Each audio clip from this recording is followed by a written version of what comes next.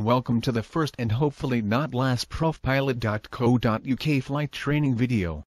I hate my own voice, so I am using this helpful American gentleman to do the narration on my behalf. Thanks, helpful American gentleman. This first video will be going over the basic features that exist on most aircraft, so this should be useful whether you are going to learn on one of those French Robin 200s, a Cessna 150, or even a B-52. The example aircraft I will mainly use in this video is a Piper Cherokee, just because I learned on this type, and it is quite a common training aircraft. Maybe you, too, will have the pleasure, thrill, and joy. So first things first. This is an airplane. The main features on an airplane include the wings, which are one of the more important parts of a plane, the empennage, which is the whole of that back construction there, the fuselage, which is where the cockpit is and where all the passengers and baggage live, and the engine compartment, which contains the engine. Looking at these sections in more detail, there are several parts to the wing. The part of the wing that attaches it to the rest of the aircraft is called the wing root. The opposite to the wing root is the wing tip, which is at the tip of the wing. There is also the leading edge, which is the very front of the wing, and the trailing edge, which is, you guessed it, the very back. We also have moving surfaces on the wing to help us control the plane. These are the ailerons, and they are usually situated on the outer part of the wing. More on these in a later video. In addition, the flaps, shown here on the wing, are used to help to create extra lift, and slow us down when we are coming in for landing, which is always helpful. To the empennage now. What thrill! The empennage is made up of the horizontal stabilizer and the vertical stabilizer. Again, a thrilling installment awaits you in a later video regarding these. However, for the time being I will say that they help to keep the aircraft in control. If you did not have them, vomit churning madly around the cabin would be the least of your concerns, as you plunge towards the ground, in a wildly twisting fashion. The empennage is also made up of the rudder, which controls the aircraft in yaw, and the elevators, which control the aircraft in pitch. The fuselage contains the cockpit, the seats and the baggage compartment. This front window is what you look out of to see where you are going. Here is you on your first lesson. Ha ha, ha ha, ha ha, you scared cat. Don't be nervous.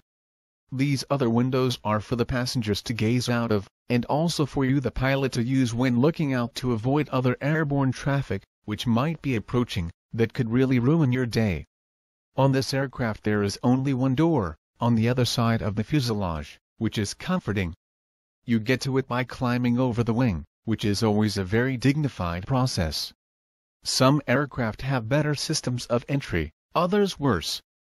Much worse. The engine is in the engine compartment, and in the aircraft you will be flying for your PPL. This will probably be a 6-cylinder air-cooled engine. The propeller takes the power generated by the engine, and uses it to push air backwards, and therefore pull the rest of the aircraft forwards. This triangular thing in front of the propeller is a spinner, which is a fairing fitted over the hub of the propeller to help make everything more aerodynamic and save you from shrivelly wallet syndrome, at least a little bit. Another quite handy thing to have on an aircraft is landing gear, and these are the wheels on the aircraft. In this drawing they are covered in those red fairings to help make them more aerodynamic and save some fuel and money. These do have the annoying side effect of getting filled with grass, soil, and occasionally small animals, so your aircraft may just have a naked landing gear, like this. So, that is the Cherokee described. It is a low-wing aircraft, which means the wings are attached to the lower portion of fuselage. It also has a low tailplane, meaning the horizontal stabilizer is attached to the lower part of the empennage, and a tricycle undercarriage, meaning it has a nose wheel. You can also get high-wing aircraft though, like the Cessna. As you can see from my masterful artistic ability, the wings are attached to the top of the fuselage. The Yak is sporting the attractive mid-wing look, called such because the wing is in the middle of the fuselage. In both cases, the structure of the wings are fundamentally the same in that they have wing roots, wing tips, ailerons and flaps etc. High tailplane aircraft look like this, so you should be able to guess why they are also known as T-tail aircraft.